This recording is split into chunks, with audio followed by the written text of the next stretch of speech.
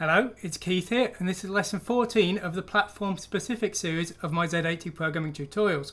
Now, if you caught last week's lesson, we were looking at how to define palettes on the Amstrad CPC and Amstrad CPC Plus. And even though those two systems have very different palette definitions at a hardware level, we were using the same palette definitions for both, and that was we were using a single nibble for green, red and blue. Now this week we're going to be looking at the Enterprise and the Sam Coupe, that are again systems with very different palette definitions, but we're going to find out how to convert single nibble per channel definitions into the Sam Coupe and the Enterprise's hardware so that we can use the same palette definition for both those systems.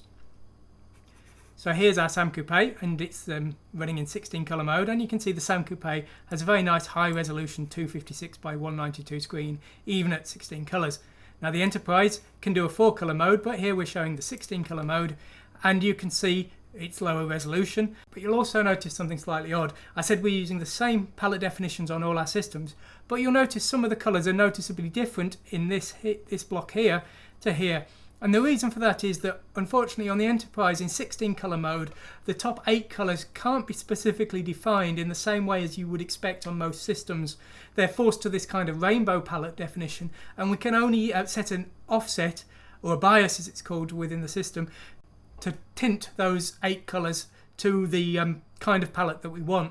Now that of course doesn't apply in 4 colour mode, and that does have the effect that if we're trying to port a 4 colour Amstrad CPC game to the Enterprise, we're going to have no real problems, but if we're trying to port a 16 colour game, we are going to struggle a bit because of those different colour definitions. So anyway, let's move these out of the way, and let's have a look at the hardware and how it works on these systems. So on the Enterprise, each palette definition is defined by one single byte, and that gives us a potential choice of colours from 256. Now because we're using 8 bytes to define our colours, that does mean that the definitions are a bit lopsided. We're using 3 bits for our red definition and our green definition, but just 2 bits for our blue definition, and that can have effect if we're going from dark black to bright white and a fade between them. We will notice some colour effects in between because we don't have all of the in-between colours we would ideally want, because we've got more red and green than blue. Now it's a logical way to separate it because the human eye is much weaker at seeing blue than red or green. It's best at seeing green, of course, but as I say, it does cause some slight problems, but still a 256 colour palette does a very effective job of simulating the CPC Plus's colour palette. My Chibi Akima's game didn't really feel any inferior on the Enterprise than the CPC Plus, and it was massively superior to the Amstrad CPC version. And of course another thing that's worth noting is whereas the CPC Plus, to get multiple colours on the screen using raster switching, so it was in 4 colour mode but getting up to 10 colours on screen, the CPC was having to use interrupts and a lot of CPU power, but the Enterprise does it at a hardware level. The hardware looks straight at the system memory and reads the palette definitions from that. And so when you're porting a game, you might actually find there were benefits to the Enterprise over the CPC in screen mode 1, the 4 colour mode. So that's how we define our first 8 colours. Unfortunately with the second 8, as I've said, that you are quite limited. Now 3 of the bits are actually set by the colour number. If you think of colours 8 to 15, and you ignored the topmost bit of those numbers, so converting them from 0 to 7, the bottom 3 most bits use those colour numbers as their bit definitions, and then the top 5 bits are set by the fixed bias register, as it's called, and this is stored at port 80. So to set those top 5 bits, we just out a byte to port 80, and the bottom 3 bits we really have no choice over. They're just defined by their colour position in the positions from 8 to 15 in the palette. Now, how do we actually set those bottom colours? Well, what we do is we write to the memory that is used in what's known as the LPT. This is the parameter table that defines the lines that make up the Enterprise screen. Now, it's quite complex, but I will give you a quick look at it today. For the purposes of these tutorials, you really don't need to do anything. You really don't need to understand it because we're just using a template one that I've got pasted in. If you wanted to make more advanced screens with multiple switches per screen, then you would need to start looking at it in more detail. But you can see here, the start of the LPT is defined by this label here, and the palette is defined by this pointer here. And here are the 8 bytes that make up the palette that we can define. The rest, as I've said, are defined by that fixed bias. So that's how we define the Enterprise at a basic level. Well, what about the Sam Coupe? Well, the Sam Coupe actually uses an inferior palette. It just uses 128 colours to choose from. Now the way they've got around the problem of having an unbalanced number of bits per colour is they've actually used just 2 bits for the red, green and blue definition, and then a third common bit which is called the bright bit, and this will make all of the colours brighter. Now this is a fairly good way of working around the colour limitations. Unfortunately it gives us a bit of a tough choice when it comes to deciding when to turn the bright bit on and when to turn it off. If we never turned it on, our brightest white would not be as bright as it could be, and if we turned it on all the time, then our darkest black would be slightly grey. So we need to make some kind of decision of how to balance it out. Now when it comes to setting the colours on the Sam Coupe hardware, it's very different to the Enterprise. We have hardware ports and there's a single port for each of the 16 colours.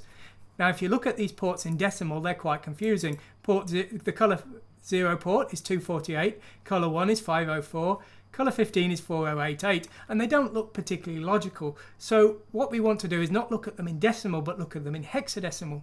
Now the ports on the Sam Coupe are 16-bit, so we have to set B and C at the same time, and if you look at the definitions, they're very straightforward. What we do is we set B to the colour number we want to change, we set C to F8, and then we just out the new byte definition in this format to that port and it will set it. So port 0 FF8 is colours 15's port. Port 05 F8 is colour 5's port. Very straightforward. So that's the hardware definition of the colours within the system. That's how we actually set those colours. Now, first of all, let's have a quick look at the example we're going to be using today. It's basically the same as last week's example, and I'm not going to go into it in detail because these aren't really designed to show you how to write this code, because this code is purely a test to give you something to look at to see the palette definitions, which are these. They are used by this Chibico sprite here. So the bottom one is black, the next one is purple, the next one is cyan, and then this one is white. And those are the ones that make up this 4-colour palette here. And the rest are just to be used as for demonstration purposes, and you can see them here. Now there is an extra bit to this week's code, and that is for the fixed bias register that defines those top 8 colours. And it only runs on the Enterprise, and it only runs in 16-colour mode because it has no purpose in any other mode. And here it is. I've got it fixed at the moment, so it's setting all 5 bits of the fixed bias register to 1, and that means that all of these bit colours are bright. Now if I change these to zeros, you'll see the colours are all now quite dark. And if I rem this line out, we are now using this cyclic code which will repeatedly increment A, and that will show us the entire range of colours that the fixed bias can do.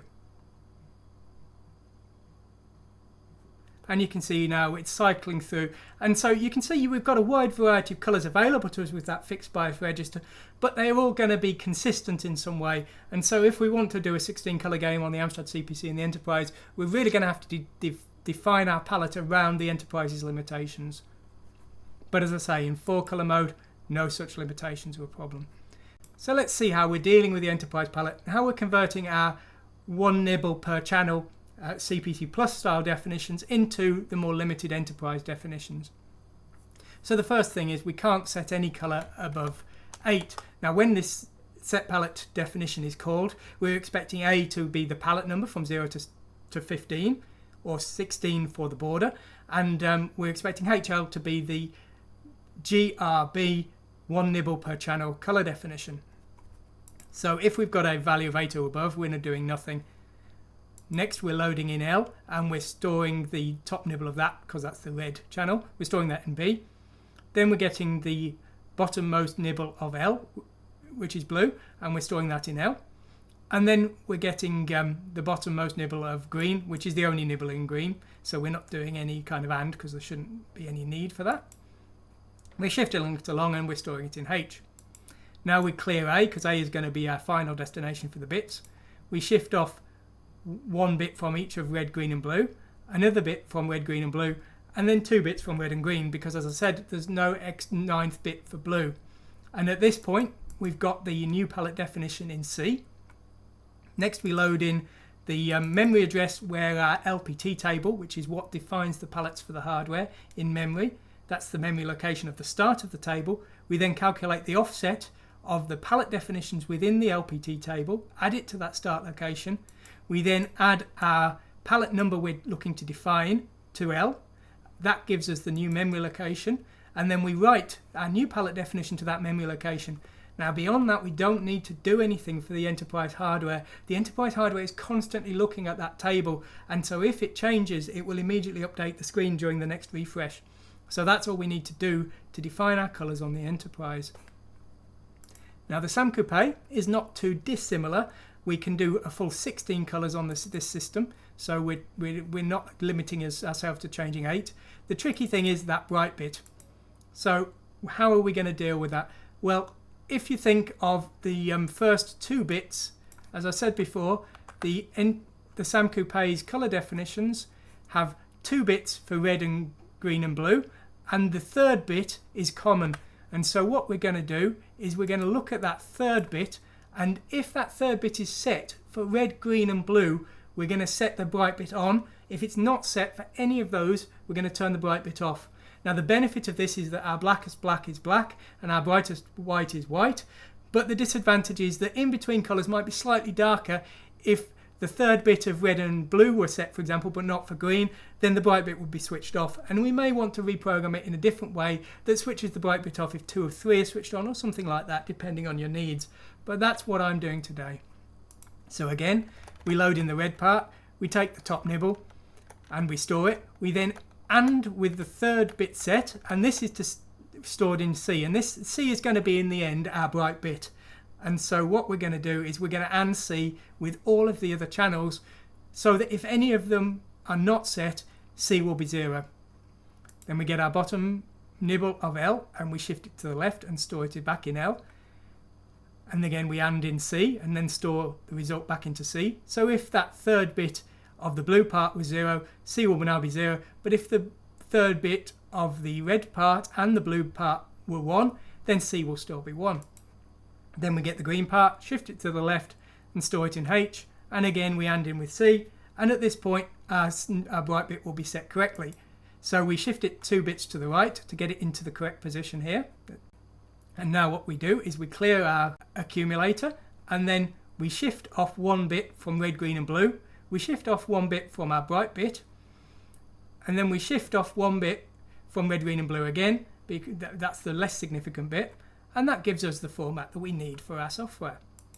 Now all we need to do is we pop back BC, and the reason we do that is if you look here we pushed AF. Now A was our colour number, so because we pushed in AF but popped off BC, B will now be our colour number. We then set C to 248, and then we out our new colour definition to the port. Now of course out C is written here, but the 16-bit port on the Sam Coupe means we're actually outing to BC, and that's our port definitions here, and that's all it really takes. So there we go. Now very straightforward lesson really. A lot of the difficulty of doing this kind of thing with palettes on the systems is getting an understanding of how the palettes work. As you can see, the code is very straightforward, and as I've said before, the beauty of using a common palette on all of these systems is if you are doing multi-platform programming, it will give you the benefit of only defining your color palette once for all of your systems. And even if you're not doing multi-platform coding, I think working with a conventional RGB palette in the way I'm describing here, and then having some code to automatically convert it and deal with the complexities of bright bits and lopsided palettes on the Enterprise is much easier than worrying about these individual systems. Now, going from here, we're not finished on palettes. Next week we're going to look at the MSX and the V9990. The V9990 is the graphics accelerator for the MSX, and it's now available for the Amstrad CPC as well.